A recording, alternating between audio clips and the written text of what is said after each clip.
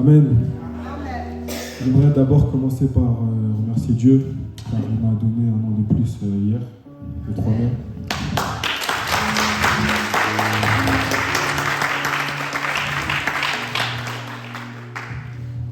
Et pour revenir sur le témoignage que mon père a fait par rapport à ma société, j'aimerais d'abord remercier Dieu pour tout ce qu'il a fait pour moi, car franchement, quand j'ai commencé ce projet, j'étais seul. Et il faut savoir que j'ai débuté au début, j'ai débuté comme, je pense, pas mal d'entrepreneurs. On n'était pas déclaré. Et avant tout ça, j'avais pas forcément une récurrence de clients. C'était un peu compliqué. Ça fait de cela un an que j'ai lancé Tétis. Et après ça, je suis passé en auto-entrepreneur. J'ai ouvert une micro-entreprise. Il faut savoir que quand on a ce statut-là, on va dire aux yeux des autres sociétés, on est petit. On n'a pas vraiment cette importance d'image, on n'est pas vraiment, comment vous dire ça, officiel aux yeux de tous. C'est juste un mec qui se débrouille, quoi. Et à cette période-là aussi, c'était un peu compliqué, il n'y avait pas vraiment beaucoup de clients. J'ai eu qu'un seul contrat professionnel qui n'a même pas duré un mois. C'était assez compliqué. Et après ça, j'ai mis vraiment le projet en stand-by. Je suis parti travailler à Lacoste, à Buchères. J'ai fait un peu d'argent là-bas. Et après, de fil en aiguille, j'ai vu que en fait, tout ce qui est salariat, je n'aime pas. Pourtant, j'avais un bon salaire là-bas, mais je ne veux pas travailler pour quelqu'un d'autre. C'est quelque chose dans lequel j'ai horreur. Ça veut dire, c'est quoi? C'est janvier, février. J'ai repris l'activité. Mais il fallait que je change de statut parce qu'il faut savoir qu'il y a une loi qui va passer pour les micro-entrepreneurs où on va commencer à payer des charges qui ne seront pas bénéfiques pour nous. Et je ne savais pas comment me débrouiller, je devais changer de statut ou faire une modification. C'était compliqué. Et un jour, comme ça, je reçois un appel d'une cliente. Et elle est à 10 minutes de chez moi. Je vais chez elle et je regarde déjà ce qu'il y a à faire. C'est une maison, elle est assez grande, mais le travail qui est là-bas, maman Blanchine peut témoigner, c'est pas un travail. C'est une corvée, je ne sais pas ce que c'est, mais je pense que j'ai failli laisser ma peau là-bas, littéralement. C'est de la graisse qui est dans toute la maison. Et on a passé au moins une ou deux semaines à tout enlever. 2 semaines à tout enlever. C'est un travail de plus de 3 000 €, dites-vous. Et je le fais ça gratuitement. Pourquoi? Parce qu'il s'avère que cette femme son mari travaille pour l'État, et il est au ministère de la Défense, et elle-même elle est conseillère juridique, elle a plusieurs chapeaux, elle travaille avec les entreprises, etc. Et elle m'a fait part d'une chose. Elle a l'habitude, on va dire, de travailler avec les sociétés, de faire les déclarations même de sociétés auprès du greffe, du journal, etc. Et moi, je lui ai expliqué mon problème. Je voulais passer en société, mais je ne savais pas comment m'y prendre. Elle m'a dit qu'elle allait s'en occuper et qu'elle allait tout faire gratuitement.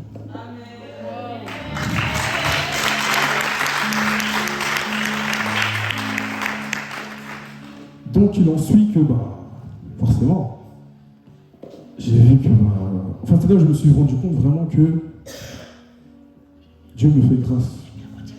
Dieu me fait grâce car je cherchais aussi un local, je l'ai eu, par la grâce de Dieu.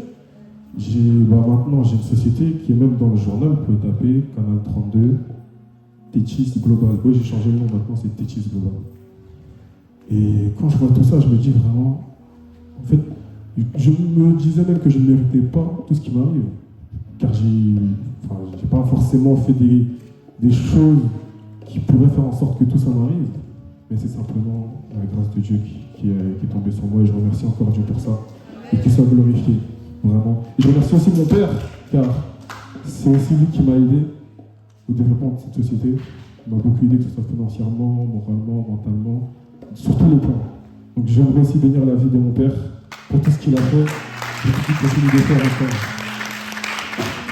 Et aussi ma maman, car elle aussi me donnait pas mal de conseils. Elle n'a rien fait, elle n'a rien fait. Et aussi, maman Blandine, qui est l'une de mes premières employées. Elle est très forte. Applaudissez-la énormément. Et sans elle, je n'aurais pas réussi à le faire à la maison.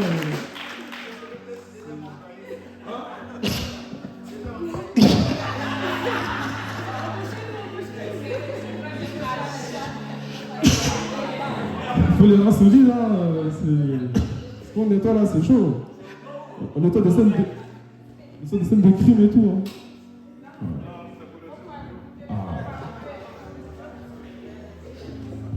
Donc voilà. Je remercie encore le Seigneur pour tout ce qu'il a fait et ce qu'il continuera de faire. Je sais qu'il n'a pas terminé et que c'est pas pour rien qu'il m'a mis cette idée-là. C'est une maladie, oui. C'est un poison qui est rentré dans ton corps. Tu es imprégné, tu es pollué. Ce matin, il va te dépolluer. Tu es pollué. Mais tu marches avec. Ça peut tout ton être, ton corps, ton sang, tout. Il faut qu'on te fasse. Souvent, quand on enlève le sang, comment on appelle ça? On enlève le sang qui est un peu mais nouveau sang. Tu dois être transfusé ce matin. Pas avec mon sang. Pas pour moi, là, il est pollué. Mais le sang du Christ. On ment en permanence. On ment. Pour certains, c'est une fierté. C'est une identité. On s'y plaît dedans. Oui. C'est pas comme quelqu'un qui ment petit pour passer. Non. Il ment poulet même. Plus il suit sa bouche, plus il est là à l'intérieur. Il n'y a rien en face. Ouais.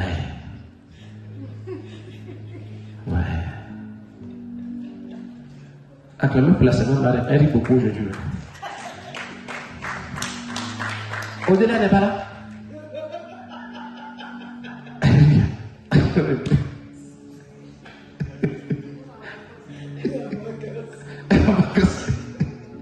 Amen. Mais c'est un esprit qui nous manipule, qui nous utilise.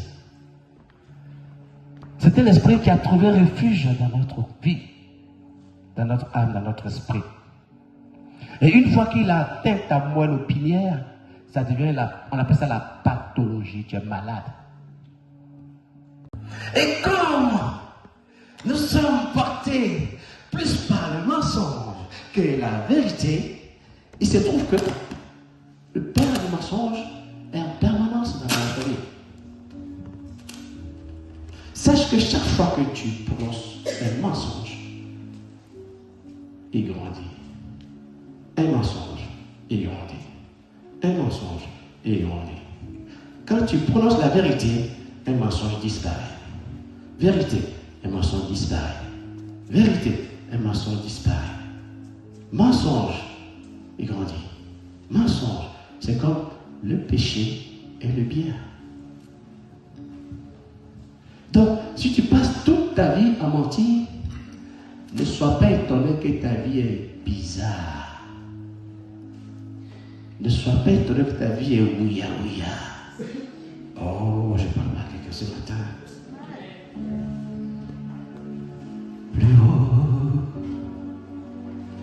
Plus haut, dans tes vents, plus haut. Tu as invité le père du mensonge dans ta vie, dans ta maison, dans ton foyer, dans ta famille. Tu l'as invité. Parce qu'un matin, tu t'es levé et tu as commencé à mentir en permanence.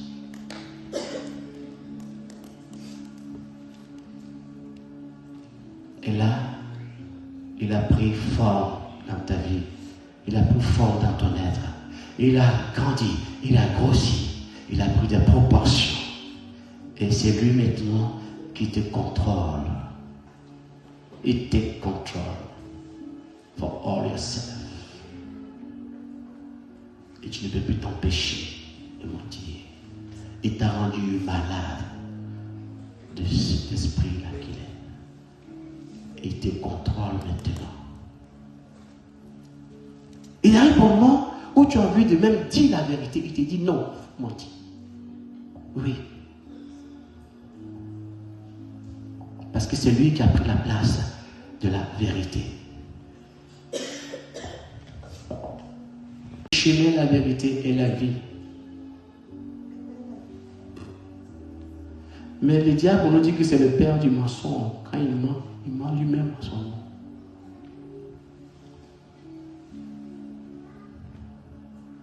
Comment se fait-il qu'un enfant né de nouveau, dans les eaux du baptême, baptisé par le Saint-Esprit, peut faire entrer dans sa vie l'esprit du mensonge?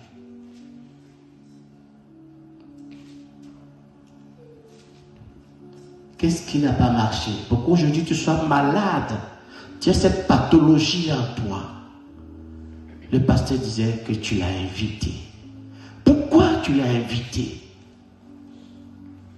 Jésus dit, vous connaîtrez la vérité vous affranchira. Le mensonge ne t'affranchira pas. Non, au contraire, ça va te maintenir en esclavage. Alléluia. Il n'y a que la vérité qui va t'affranchir. Tu es vaincu. Il n'y a que la vérité qui va t'affranchir. Le mensonge ne va jamais t'affranchir.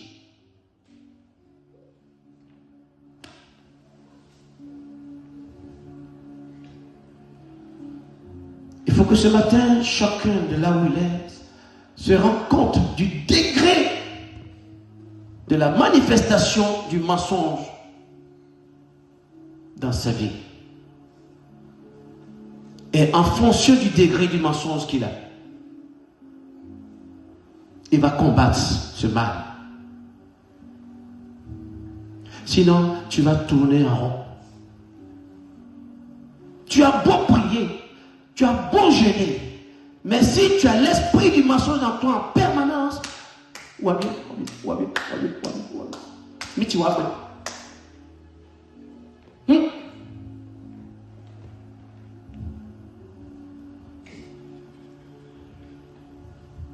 Donc ce matin, tu vas faire un travail. Et moi, je vais chasser cet esprit-là. Par la puissance de Luc 10, verset 19. Je vous ai donné tout pouvoir de chasser tout esprit, de marcher sur les serpents et les scorpions. Et tout ce qui va vouloir te détruire sur la terre. Dans cette salle, va sortir. Il va partir. Il va libérer les enfants de l'Éternel. Et nous allons refermer cette porte. Il faut que nous arrivions à un stade où nous disons plus la vérité que le mensonge. Regardez un homme qui passe son temps à mentir. Même quand il dit vérité, on dit il ment. Parce qu'on l'a connu menteur. On l'a connu menteuse. Il n'y a rien qui va sortir de sa bouche qui est vrai. On dit, mais quand il te dit bonjour, il faut voir s'il fait chaud, s'il y a le soleil.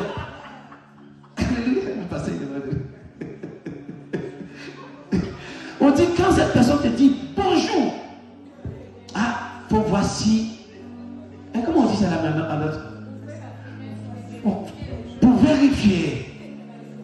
Tellement sa nature là, c'est mensonge. C'est chez mon fils. C'est un esprit comme ça, on va traîner sur nous tous les jours. Toi-même, tu passes, même tu sens mauvaise odeur sur toi. C'est mensonge. Tu mets parfum à zéro, même tu sens. Tu mets fleur des anges, même tu sens. Si tu mets 3 chaleurs, c'est autre chose. Là, non, tu pues. C'est l'odeur des mensonges là qui fait ça. Ça dilue le pain. Ça dilue. On est trop fort. Hein? Alors ce matin, je vais vous demander de vous lever. Pour passer quelque part. Hein, mon pasteur bienvenu? Pasteur, hein? Bon, tiens, pasteur, on finit ça. Hein? Voilà. Quand l'esprit là imprègne ton esprit, ton âme, ton corps, il prend tout là, le sang et tout. Là, tu deviens mytho. Ça devient une nature pour la personne. La personne devient naturellement mytho. Tu vois les petits mensonges, là, nous tous on fait. Hein, tout ce que tu fais. Oui.